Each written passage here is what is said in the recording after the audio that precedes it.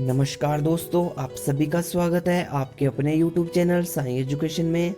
Friends, आज अपने इस वीडियो में 20 मई 2020 के करंट अफेयर्स को कवर करेंगे विद एक्स्ट्रा फैक्ट के साथ। तो वीडियो को अंत तक देखिएगा, जिससे इस वीडियो का फ़ायदा आपको एग्ज़ाम में मिलेगा। एंड थोड़ी रिक्वेस्ट है, वीडियो शुरू करने से पहले मैं आपको रिक्वेस्ट करना चाहता हूँ कि जो भी व्यक्ति हमारे चैनल पर फर्स्ट बार विजिट कर रहा है तो प्लीज़ चैनल को सब्सक्राइब कर दें, ताकि हर वीडियो का नोटिफिकेशन आपको सबसे पहले मिले। देन लाइक एंड शेयर भी कीजिएगा। तो चलते हैं 20 मई 2020 के करंट अफेयर्स पे।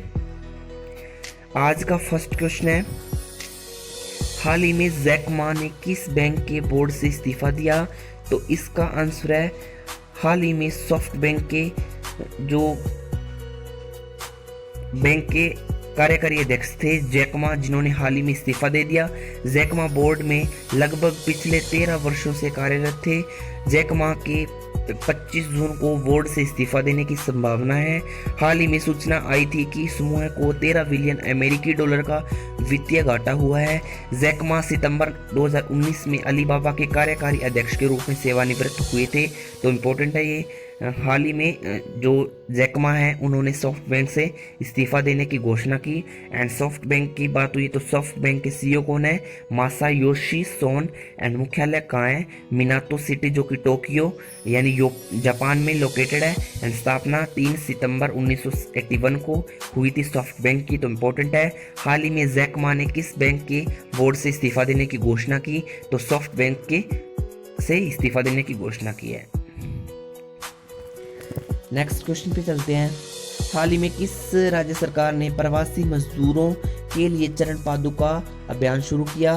तो इसका आंसर है, मध्य प्रदेश सरकार ने हाल ही में चरण पादुका अभियान शुरू किया मजदूरों के लिए। कोविड-19 के कारण जो मजदूर बाहर काम कर रहे थे एंड वो अपने घर पे जा रहे हैं, दूर दूर से थे वो, एंड इतनी दूरी तय कर रहे हैं कि उनके पैरों में छाले तक हो गए हैं एंड उनके पास चप्पल तक नहीं है। इसीलिए मध्य प्रदेश सरकार ने हाल ही में चरण पादुका अभियान शुरू किया। इस अभियान के अंतर्गत नंगे पांव जा रहे मजदूरों को जूते और चप्पल दिए जाएंगे, ताकि उनके दर्द को कुछ हद तक कम किया जा सके। यहाँ पे बात हुई मध्य प्रदेश की, तो कैपिटल भोपाल एंड मुख्यमंत्री शिवराज सिंह चौहान है एंड राज्यपाल कौन है? लालजी टंडन। तो इम्पोर्टेंट है, हाल ही में चरण पादुका अभियान किस राज्य ने लॉन्च किया? तो मध्य प्रदेश सरकार ने लॉन्च किया। नेक्स्ट क्वेश्चन पे चलते हैं। हाल ही में किसने बॉल को चमकाने के लिए थूक के इस्तेमाल पर प्रतिबंध लगाया है? तो इसका आंसर है, आईसीसी ने बॉल को चमकाने के लिए थूक के इस्तेमाल पर प्रतिबंध लगा दिया। फ्रेंड्स, आपको पता होगा, कोई भी क्रिकेट खिलाड़ी खेलते समय कोई भी बल्लेबाज है वो पहले बॉल को फेंकने से पहले थोड़ा अपनी लार या थूक का इस्तेमाल करता है, ताकि बॉल अच्छी तरह से जाए, क्रिकेट में अच्छी तरह से पार्टिसिपेट करे बॉल। इसीलिए थूक लगाते हैं पहले। एंड इसी कारण कोविड-19 के चलते हुए आईसीसी ने बॉल के थूक लगाने पर प्रतिबंध लगाया, क्योंकि इससे कोविड-19 के फैलने की संभावना ज़्यादा रहती है। इसीलिए आईसीसी ने बॉल को चमकाने के लिए थूक या लार के इस्तेमाल पर प्रतिबंध लगा दिया। स्विंग गेंदबाजी में इस्तेमाल किए जाने पर इस प्रयास पर रोक की सिफारिश मुख्य रूप से कोविड-19 के जोखिम के कारण और क्रिकेट के रोमांच को बनाए रखने के साथ ही इससे जुड़े सभी लोगों को सुरक्षित रखने के लिए लगाई गई है। इस समिति की अध्यक्षता भारत के पूर्व लैंग स्पिनर अनिल कुंबले ने की। तो इम्पोर्टेंट है, यहाँ पे बात हुई आईसीसी की, तो आईसीसी की फुल फॉर्म आपको पता होना चाहिए, international cricket council. And ICC की स्थापना कब हुई थी? 15 जून 1909 में। एंड अध्यक्ष कौन है? शशांक मनोहर जी। एंड मुख्य कार्यकारी अध्यक्ष कौन है? मनु सहानी यानी सीईओ। एंड मुख्यालय कहाँ पे? दुबई, जो कि यूएई यानी संयुक्त अरब अमीरात में लोकेटेड है। तो इस क्वेश्चन से आपको इतने एडिशनल फैक्ट याद रखने हैं। एंड हाल ही में किसने बॉल को चमकाने के लिए थूक के इस्तेमाल पर प्रतिबंध लगाया? तो आईसीसी ने प्रतिबंध लगाया।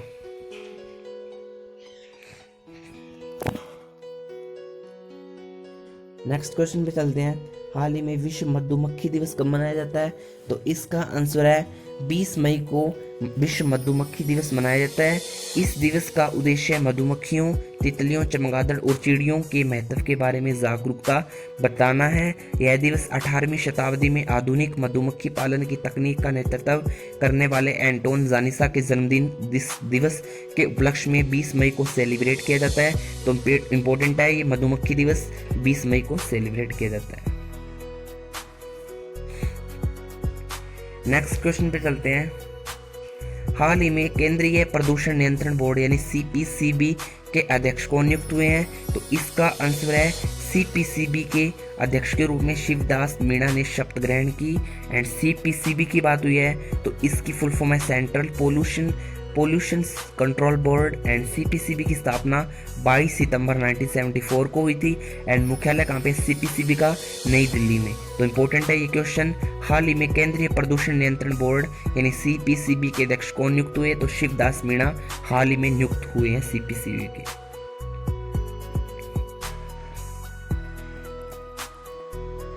नेक्स्ट क्वेश्चन पे चलते हैं। हाल ही में किस देश की फुटबॉल लीग बुंदेसलीगा कोविड-19 लॉकडाउन के बाद दोबारा शुरू होने वाला दुनिया का पहला खेल इवेंट बन गया? तो जर्मनी देश में बुंदेसलीगा कोविड-19 लॉकडाउन के बाद दोबारा शुरू होने वाला दुनिया का पहला इवेंट बना। ये जर्मनी में खेला गया था। हालांकि बुंदेसलीगा को दर्शकों के बगैर ही खेला गया, जबकि इस स्टेडियम में 80,000 से अधिक खिलाड़ियों को रखने की क्षमता थी। बुंदेसलीगा का अर्थ है फेडरल लीग यानी संघीय लीग है। तो इम्पोर्टेंट है, बुंदेसलीगा की बात हुई है तो बुंदेसलीगा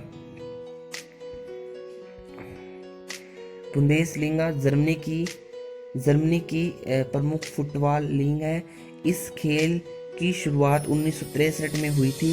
एंड जर्मनी की कैपिटल है बर्लिन। एंड करेंसी है यूरो। एंड राष्ट्रपति कौन है? Frank Walter Steinmeier. तो इम्पोर्टेंट है क्वेश्चन।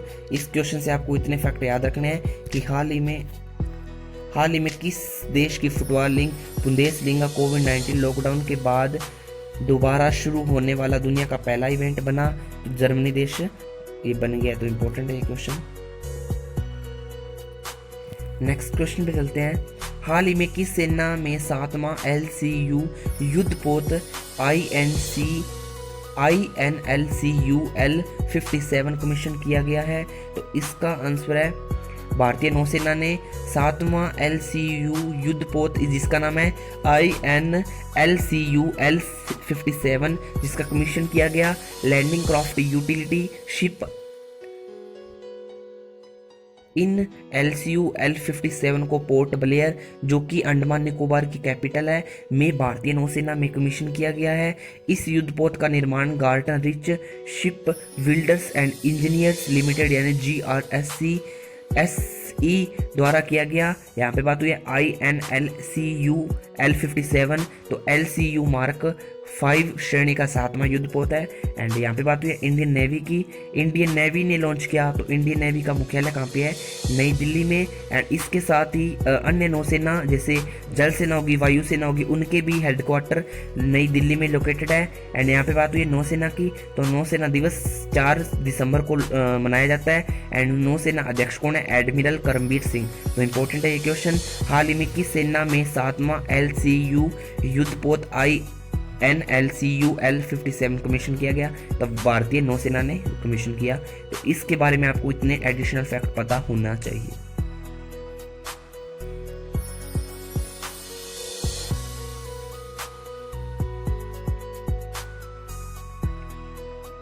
नेक्स्ट क्वेश्चन पे चलते हैं। हाल ही में NARECDO के नए महानिदेशक यानी DG को नियुक्त हुए? तो इसका आंसर है राजेश गोयल जो कि हाल ही में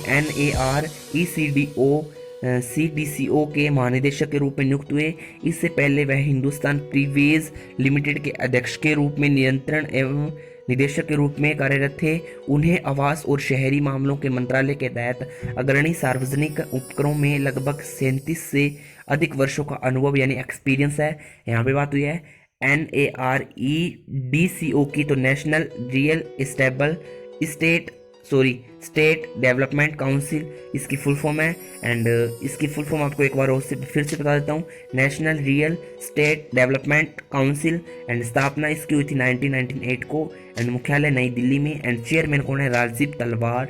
एंड अध्यक्ष कौन है, निरंजन हीरा नंदानी। तो इम्पोर्टेंट है ये NARECDO की, इम्पोर्टेंट है, इसके बारे में इतने एडिशनल फैक्ट आपको याद रखनी है। नेक्स्ट क्वेश्चन है, हाल ही में किसने प्रवासी श्रमिकों को समर्पित विशेष डाक कवर जारी किया? तो इसका आंसर है भारतीय डाक सेवा। हाल ही में भारतीय डाक सेवा प्रवासी श्रमिकों को समर्पित विशेष डाक कवर जारी किया, भारतीय डाक सेना ने जारी किया। ऐतिहासिक मुंबई GPO भवन के बेंटेनियल हॉल में हुए एक कार्यक्रम के दौरान जारी किए गए विशेष पोस्टर कवर को जारी करने के लिए विभिन्न क्षेत्रों से 5 प्रवासी श्रमिकों को बुलाया गया था। इन 5 प्रवासियों में 2 श्रमिक निर्माण क्षेत्र से थे, एक टैक्सी चालक था, एक आभूषण कारीगर और एक दर्जी था। तो इम्पोर्टेंट है ये, इंडिया पोस्ट द्वारा मुंबई के निर्माण में अन्य राज्यों के मूल निवासियों के योगदान को सम्मानित करने के लिए यह कार्यक्रम आयोजित किया गया था, क्योंकि हर प्रवासी श्रमिक शहर का निर्माण करने का एक अभिन्न हिस्सा है। तो इम्पोर्टेंट है, प्रवासी श्रमिकों को समर्पित विशेष डाक कवर जारी किसने किया? तो भारतीय डाक सेवा ने जारी किया। तो इम्पोर्टेंट है, भारतीय डाक सेवा की स्थापना तो 1 अप्रैल 1854 को भारतीय डाक सेवा की स्थापना हुई थी। एंड मुख्यालय कहाँ पे, नई दिल्ली में। एंड महानिदेशक कौन है इसकी, अरुंधति घोष। तो इम्पोर्टेंट है ये एडिशनल फैक्ट। फ्रेंड्स मैं आपको जितने भी करंट अफेयर्स बता रहा हूँ इम्पोर्टेंट है, बट इनसे एडिशनल फैक्ट जितने भी बता रहा हूँ ना वो ज़्यादा इंपॉर्टेंट है कंपैरिजन टू करंट अफेयर्स के। तो इम्पोर्टेंट है सभी फैक्ट, तो आपको याद रखना है होनेस्टली, जिससे आपको एग्जाम में इन्हीं में से static GK plus current affairs का पार्ट एग्जाम में मिलेगा। तो नेक्स्ट क्वेश्चन पे चलते हैं, हाल ही में किस बैंक ने गोल्ड लोन की सुविधा का शुभारंभ किया? तो इसका आंसर है कैनरा बैंक ने हाल ही में गोल्ड लोन की सुविधा का शुभारंभ किया। गोल्ड लोन व्यवसाय कोविड-19 महामारी कार्ड अपने ग्राहकों की वित्तीय जरूरतों को पूरा करने के लिए शुरू किया गया। बैंक ने 30 जून 2020 तक 7.85% वार्षिक ब्याज दर पर ऋण उपलब्ध कराने के लिए गोल्ड लोन भी अभियान शुरू किया। एंड यहाँ पे बात हुई है कैनरा बैंक की। तो कैनरा बैंक की स्थापना 1906 में, मुख्यालय बेंगलोर जो कि कर्नाटक में लोकेटेड। अध्यक्ष TN Manoharan, MD and CEO कौन है, LV प्रभाकर। तो इम्पोर्टेंट है ये, हाल ही में किस बैंक ने गोल्ड लोन की सुविधा का शुभारंभ किया? तो कैनरा बैंक ने शुभारंभ किया। नेक्स्ट क्वेश्चन पे चलते हैं, हाल ही में कौन सा बैंक वीडियो के जरिए KYC स्वीकार करने वाला फर्स्ट बैंक बना, देश का पहला बैंक बना, हाल ही में कौन सा बैंक वीडियो के जरिए KYC स्वीकार करने वाला देश का पहला बैंक बना? तो इसका आंसर है कोटक महिंद्रा बैंक, जो कि वीडियो के जरिए KYC स्वीकार करने वाला देश का पहला बैंक बन गया। यहाँ पे बात हुई है KYC की, तो इसकी फुल फॉर्म है now your customer. And Kotak Mahindra bank की बात हुई तो कोटक महिंद्रा बैंक की स्थापना 2003 को। एंड मुंबई में इसका हेडक्वार्टर है जो कि महाराष्ट्र में लोकेटेड। एंड प्रबंध निदेशक और मुख्य कार्यकारी अधिकारी कौन है, यानी CEO कौन है, Uday Kotak. And tagline important है, हर बैंक की टैगलाइन अपने आप में इंपॉर्टेंट होती है। तो इसकी टैगलाइन है लेट्स मेक मनी सिंपल। तो इंपॉर्टेंट है इसकी टैगलाइन। नेक्स्ट क्वेश्चन पे चलते हैं, हाल ही में कोविड-19 महामारी पर किसका 73वां सत्र वीडियो कॉन्फ्रेंसिंग के माध्यम से आयोजित किया गया? तो इम्पोर्टेंट है, विश्व स्वास्थ्य सभा का जो 73वां एडिशन था उसको वीडियो कॉन्फ्रेंसिंग के माध्यम से आयोजित किया गया। एंड विश्व स्वास्थ्य सभा यानी WHO की निर्णय लेने की वाली संस्था है, यानी WHO निर्णय लेने वाली संस्था है। विश्व स्वास्थ्य सभा संगठन की नीतियों को निर्धारित महानिदेशक नियुक्त वित्तीय नीतियों की निगरानी करने और प्रस्तावित कार्यक्रम बजट की समीक्षा और अनुमोदन के लिए जिम्मेदार है। इसे प्रतिवर्ष जिनेवा स्विट्जरलैंड में आयोजित किया जाता है। तो इम्पोर्टेंट है ये, कोविड-19 के कारण WHO का 73वां एडिशन वीडियो कॉन्फ्रेंसिंग के माध्यम से आयोजित किया गया। तो इम्पोर्टेंट है ये। नेक्स्ट क्वेश्चन पे चलते हैं, नेक्स्ट 13th नंबर क्वेश्चन इस वीडियो का, हाल ही में किसने साइबर सुरक्षा स्टार्टअप के लिए यानी HACK कार्यक्रम शुरू किया? तो इसका आंसर है साइसेक यानी CYSECK हाल ही में हैक कार्यक्रम शुरू किया गया।